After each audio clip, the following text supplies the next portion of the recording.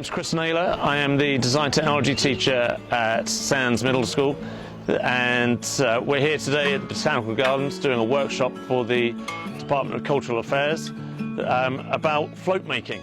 What I'm holding is a little model of our school float that we're going to do this year for the May 24th parade. You can't really tell what this is at the moment, but in a few weeks' time, or a few hours' time, I'll have this model finished, and in a few weeks' time this will be on a real truck. Just to talk you through this model, the truck is obviously to scale. It's a little HI truck, and what we have to do first of all as a float maker is that you have to secure a truck that you're going to use, some sort of transport. It doesn't have to be a truck, could be a tractor trailer, a flatbed of some sort, and something that you can have for a few days over the course of that weekend, because it takes more than one day to make a float. What we tend to do, because truck drivers don't really like their trucks getting damaged, we have to build a frame around our trucks, which we can screw pieces of wood into and stuff like that. So we use 2x4, and this stuff here is our representation of the 2x4, and we have to make it fairly tight to the shape and dimensions of the truck.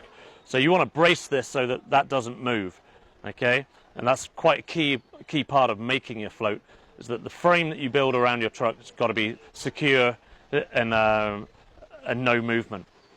Once that's done though, it's then up to you how you design your float. So you have to think about the structure that you're going to use. Generally, rectangular structures are easiest because of the rectangular shape of the truck. However, as you can see this year for me, lionfish, there aren't many angles on a lionfish, lots of curves. So I'm going to have to think about how I'm going to make this.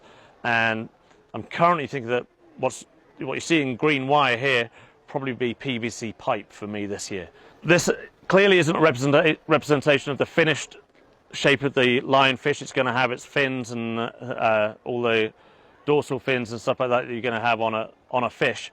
But you have to think about how you're going to clad it, whether you're going to put a material over this on a round surface like that. You might a material, bed sheets, recycled bed sheets or something like that might be the way forward. In previous years I've used a lot of plywood, so just sort of 1/8 inch plywood that panels up along our float, and it's structurally strong, not particularly expensive, and you know, it's a nice surface to work on. So those are some of the key things that you have to think about when designing and making a float.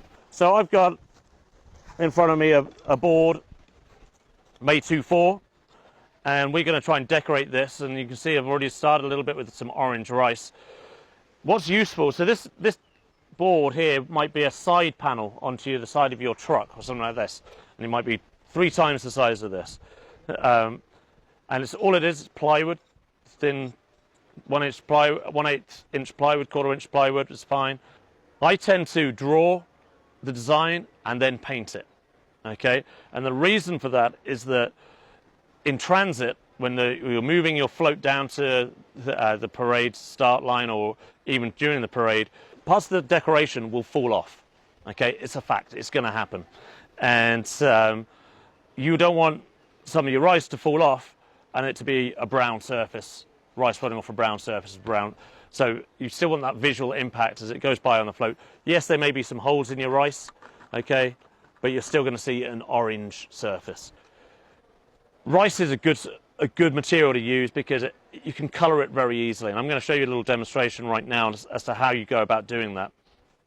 All you need is a little bit of regular rice, okay, good old Uncle Ben's rice. It's not yellow rice or anything like that, it's simple basic rice. Put it in a little Ziploc bag and a bit of paint. Water-based paint is the easiest paint to use. You can use oil-based paint, but oil-based paint is messy to clean up, and it makes the rice sticky, okay? That's just the oil in it. So for this purpose here, I'm using just good old regular school water-based paint, okay? It's the type of thing you find in any school. And just need a little squirt of paint. You don't need a great deal, okay? Zip it up again, you don't want wet paint going everywhere. And then the therapeutic part is just massaging this in. Okay, now this doesn't take, this will be able to get done pretty quickly. And the way that you can tell whether it's ready to go or not is how much paint is on the bag. So this has still got quite a lot of paint on the bag, and that means that you've still got some massaging to do. Rice is very good, it will soak up the liquid of the paint, and this will come out of the bag pretty dry and ready to use. When you're gluing, guys, it's important you don't have any spaces. If you put a piece of rice on this patch here and there's no glue, the rice is going to fall off. It's pretty obvious. So you might need to spread this around. I'm going to use my finger, but you don't have to use a paintbrush or something like that if you want. Nice even coat, like so. Plenty of it. And then I've got my little bit of orange. I'm going to spread this around, like so. Okay, now I tend to stack it on quite high, quite thick. It's not just one grain of rice thick. It can be 2 or 3 grains of rice thick. Ideally, push it down so that it's touching some glue. But don't worry if there's a little bit of drop-off. A little bit of drop-off is fine, all right? And that's it. It's pretty basic. It's pretty easy. Anyone can do it. Yeah, okay, well, good luck with it, and I will see you on May 24th.